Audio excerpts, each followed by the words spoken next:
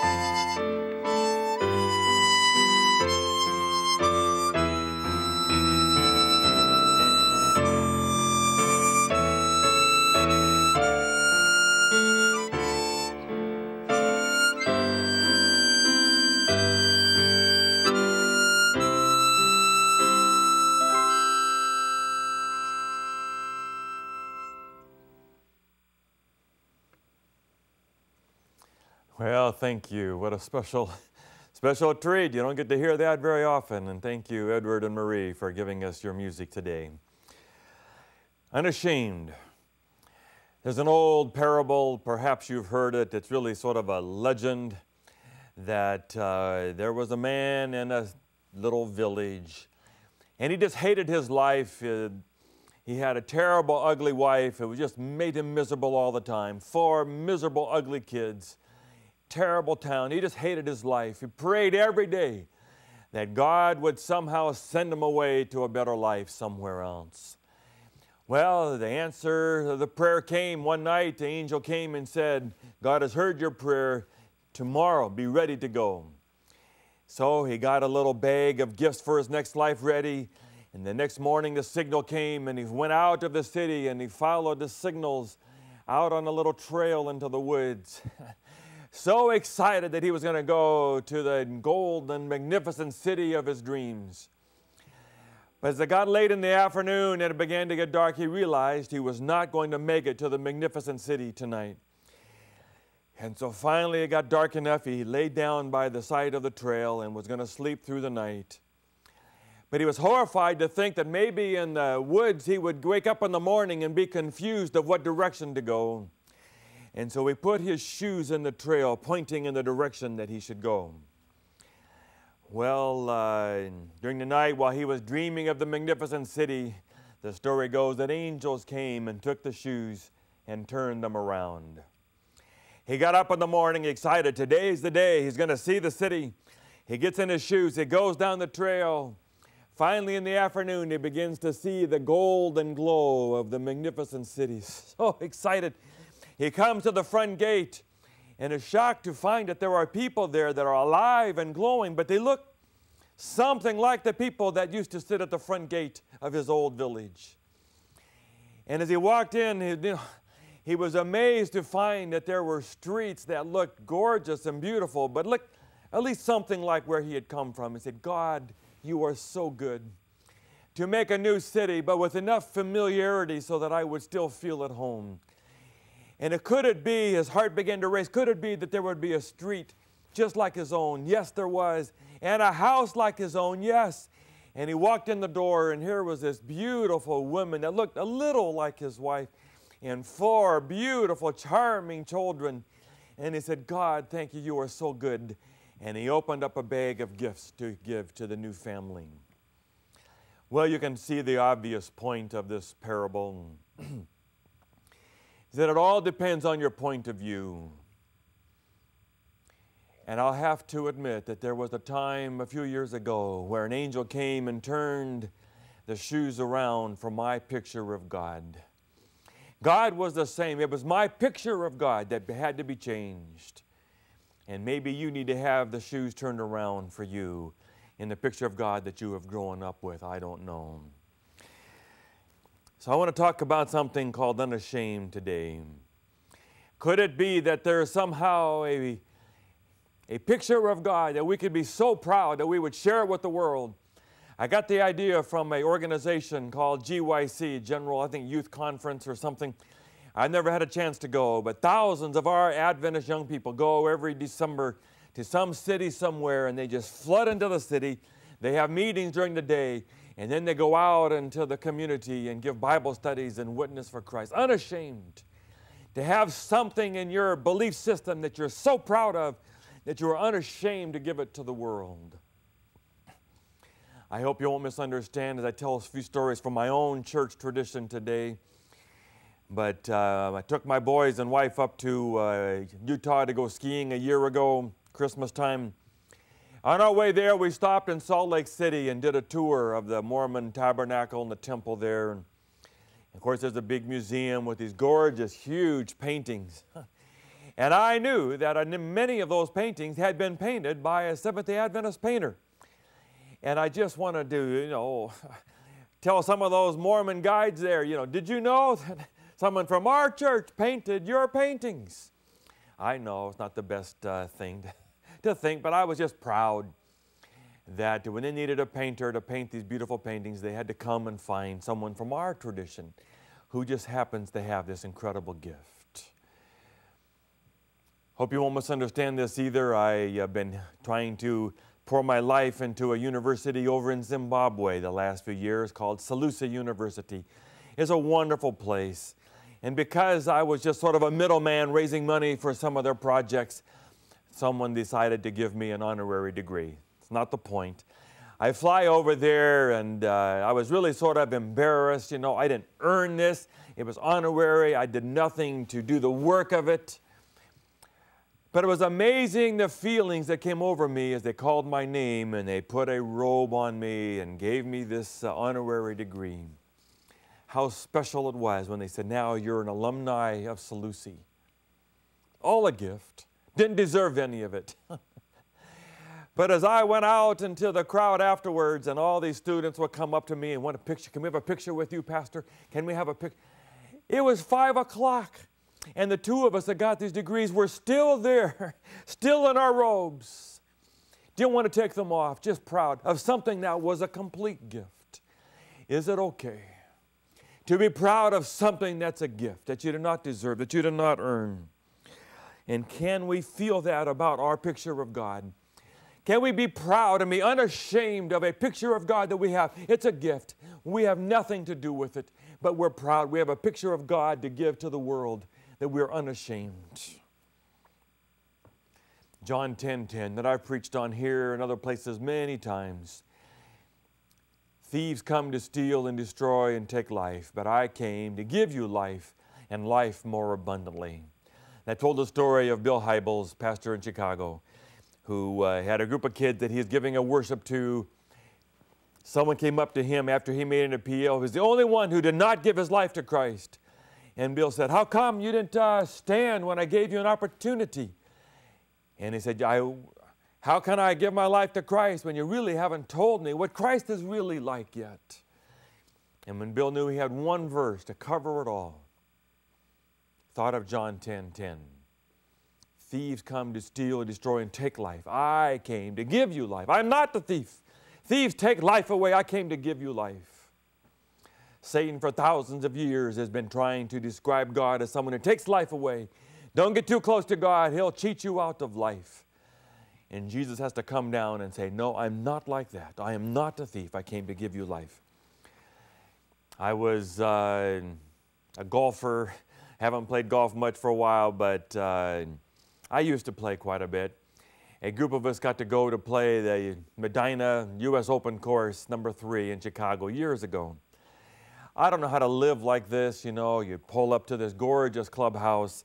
You get out of the car, they grab your clubs, they clean your club, they show up at the first hole. We went to lunch, gorgeous lunch place. We went downstairs, teak lockers for all the players. I took off my cheap, crummy tennis shoes, put them in a locker, got my golf shoes on, went out to play. And when I came back into the locker room after we had finished playing, I went locker by locker, and I could not find my tennis shoes. Finally, I opened another locker, and here were my tennis shoes. The reason they'd been missing is that someone had polished them. As soon as I'd taken them off and put them in a locker, someone had grabbed them, taken them to the back, and polished my tennis shoes. Never been polished before or since. But that's the kind of service. What I thought was someone had cheated me and stolen from me was actually someone giving me a gift. And that's what Jesus Christ had to come down and say, "I'm not a thief. I don't take life away. I came to give you life." I was at a youth group with my boys one time, and they were watching one of the ocean movies, 11 or 12 or 13. Someone had ripped off George Clooney's friend. And so they decided they were going to rip that person off. And so they came up with a whole big scam in Las Vegas to somehow rip away millions of dollars from this man. And they gave $70 million of that man's money to Oprah to give to a school in Africa. Now, is that all right? Is it okay to cheat someone? Is it okay for God to come down and take life away from us if He thinks it'll really make our life better for someone else? Is God a thief that'll come into your life and take things that you really like to hold on to because He thinks this will be better for you or better for someone else? Jesus has to come down out of heaven and say, "I'm not a thief. I don't take life away from you. I came to give you life." And if I can just be forgiven for speaking about my own church tradition, what is core in the Adventist church? What should we be known for in the world? If you're not a member of our church, what do you know about us? Is it that we worship on a different day? Or we have hospitals and we have a health message we give to the world? Or we have certain church principles? Or is it our picture of God? Something that we are proud to give to the world, unashamed that we have this picture of God that we want to share with the world. And I want to say that's what it is. It's the truth about God. That's what's core. That's what is foundational. That's what gives us a sense of who we are. We have a message to give to the world. How do I know? One of my friends said to me, it doesn't really matter. God doesn't care about your theology, your doctrinal beliefs. What He cares about is your relationship. Well, of course, your picture of God and your theology will affect your relationship. We are Christians. We are followers of Christ. And it's why Jesus Christ came down out of heaven, is to tell the world the truth about what God was like. Every member of the Trinity is shy, one book says. They're always pointing to the other. The Father's always pointing to Christ. This is my beloved Son in whom I am well pleased. And Christ is always pointing to the Father. John 17, in his prayer just before he died, he said, I have brought you glory. I came, I did what I was supposed to do. I brought you glory. I brought glory to the Father. Glory stands for character. Christ had brought the truth about the character of God. I and the Father are one. If you've seen me, you've seen the Father. It's why Jesus Christ came. God cares a lot about what people think about Him. That's why He sends His own Son. And so what is our Adventist edge? What is it that we have to give to the world that we want to give that makes our church stand out and not just one more church in all of the yellow pages? See? And first of all, I want to say it is not about just you being saved. That is wonderful, yes, that we are saved. How do I find a way to get to heaven so I can live forever? Yes, that is important. But it is not the ultimate message. The message is about God. Daniel 7, when they had this great judgment scene and the Ancient of Days comes. Why does the Ancient of Days have to come and all the angels and the witnesses and Christ as the Son of Man comes to the judgment and they open the books? Why? Because a little horn has been saying terrible things against God. Daniel 7:25 has spoken great words against the Most High, blasphemed against God. God is the one who is on trial. That's the ultimate issue. In Romans 3 and 4 says, may you be victorious when you are put on trial. Revelation 14, verses 6 and 7, there's a judgment. And the message of the judgment is fear God and give glory to Him, for the hour of His judgment is come. That's our core, that's our message, is the truth about God. Well, as part of this series, I want to now say, what do we do with that? What does it mean? I wanted to just go to the Gospels. What does Jesus say? What do we learn from Jesus about the picture of God? Number one, religion is first of all a person. You know, they invited Jesus to come to the wedding in John chapter 2. It says they invited Him to come, and He and the disciples went to the wedding. First thing He did in His ministry. And Max Lucado asked the question, why was Jesus invited to the wedding? He hadn't done any miracles. They didn't know He could do miracles. So it wasn't to do a miracle. It wasn't to preach a sermon. They hadn't heard Him preach a sermon yet. And Max Lucado just suggests, could it be, it was just because who Jesus is.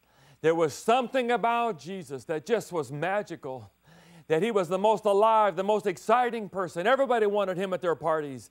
Children climbed all over Him. Prostitutes and publicans and sinners and drunkards loved to have Him in the parties with Him. It's who Jesus was, the most alive, the most scintillating, the most spectacular person anyone had ever seen. Religion is first of all a person. In John chapter 2, the clear message is that after Jesus changes the water to wine, Jesus is better than wine. Something that gives you so much pleasure, Jesus is better than that. John chapter 3, Nicodemus, rich, leader with power, has a doctorate, PhD, I'm sure, of his time, and yet is not satisfied.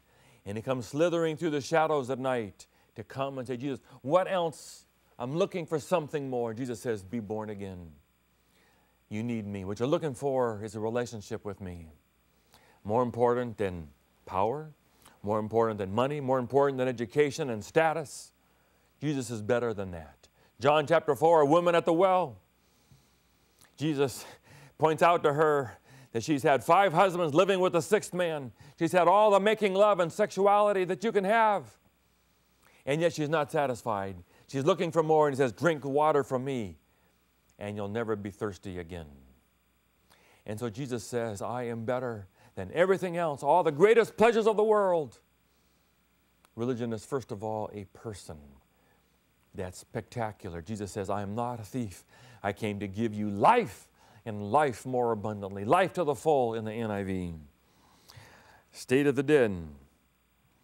I am proud to be one of only 2 or 3 churches in the world that does not believe that God is the kind of God that if you sin against Him, if you commit one sin, color outside the lines, He'll put you in a fire and burn you every day, every second, every minute, forever.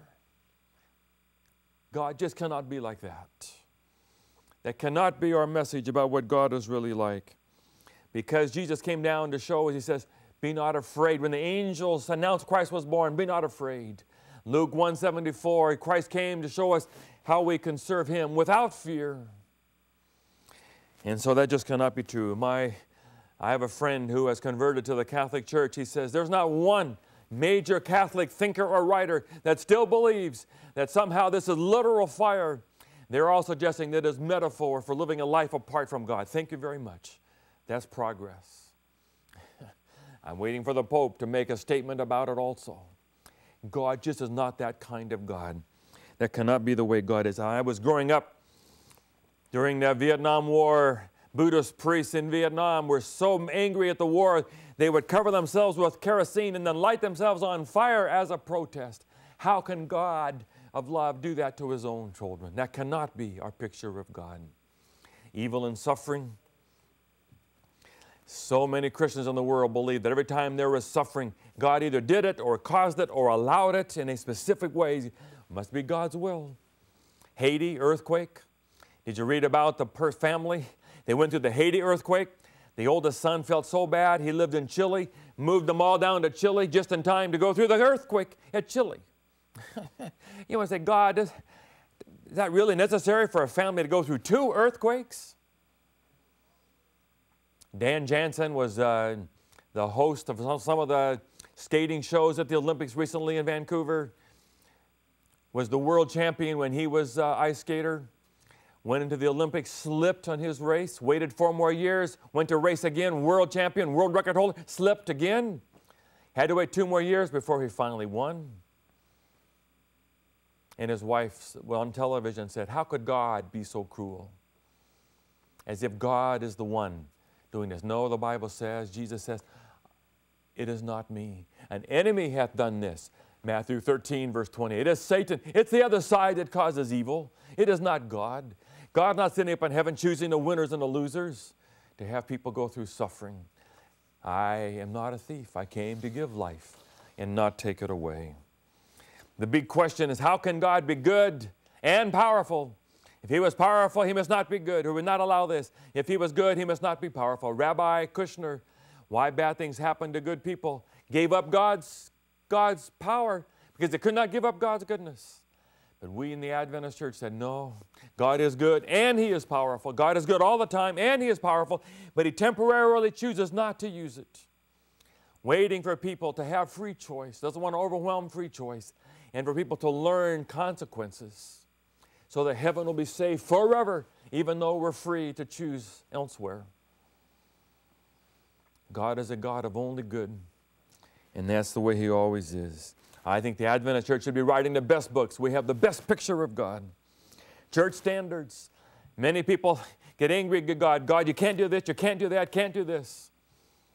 I had a friend of mine, just give up on all the church because he just couldn't accept these rules limiting what you could do. I thought about it from Dubai. I was in Dubai. I got to go on a safari ride in one of these Toyotas. We were driving all over the sand dunes. I couldn't believe how much fun it was. Racing. I had no idea cars could do this. And I said to the driver, how do you keep these cars so perfect? And he said, we buy brand new cars. We keep them perfect. We maintain them. We do everything just right so they are in tip-top condition. That's why we live careful, Christian, godly, righteous lives, so that we can live life at its highest level. Jesus says, I am not a thief. I came to give you life. And the only reason He gives us guidelines so we can live life at its very best and have the most fun. Mediator. Many people think we have to have a mediator to somehow soften God up. Jesus has to be the one. We go through Jesus to soften God up, and God will listen to Jesus if He won't listen to us. No, God is not like that. Jesus says, I and the Father are one. If you've seen me, you've seen the Father. Hebrews 1, He is the exact representation of His being. He's exactly like God. The reason Christ is our mediator is not to soften up the Father, but to show us the window into what the Father is really like. God is like this and not like that. And then, of course, we come to the cross. The ultimate picture of God to tell us what God is really like is the cross. He said, how can you question me when I've given you my own Son? Romans 8:32. When you've seen the Son, if I've given you my own Son, will I not give you all things? Foreknowledge. Many people think God knows all the future. If God knows all the future, then how big a deal is the cross? If He gives His Son on Friday and He knows that this Sunday He's going to get His Son back. And I can't answer all the questions of foreknowledge, but it seems clear to me that at least at the cross, when it says God gave His Son, I don't think God had foreknowledge right then, at least of that. That when God gave His Son, what made that such an incredible sacrifice is that it was a terrible risk that He would never see His Son again. He was willing to give His Son up if that's what it would take to save us. That's what is so incredible about the cross. Forgiveness. Thousands and millions of Christians have believed is that God could not forgive until Jesus Christ died on the cross. When He saw the blood, then He could forgive. But no, He forgave Mary, neither do I condemn thee, go and sin no more. He forgave the one coming through the house and the roof. And He forgave the people killing Him on the cross. God is a forgiver. The cross is not what made God into a forgiver. The cross is because He was a forgiver. It is how He chooses to forgive, not why. The second death, Jesus died the second death so we can know that's how serious sin is. Not because God kills anybody at the cross or at the end of the world. God lets us go to the natural choices that we make. And so I want to say to you, be unashamed. Our message is about God. God is like this and not like that. God is not a thief. He came to give us life. Go and give it with pride and just make friends for God all over the world because God is only good news. God bless you all.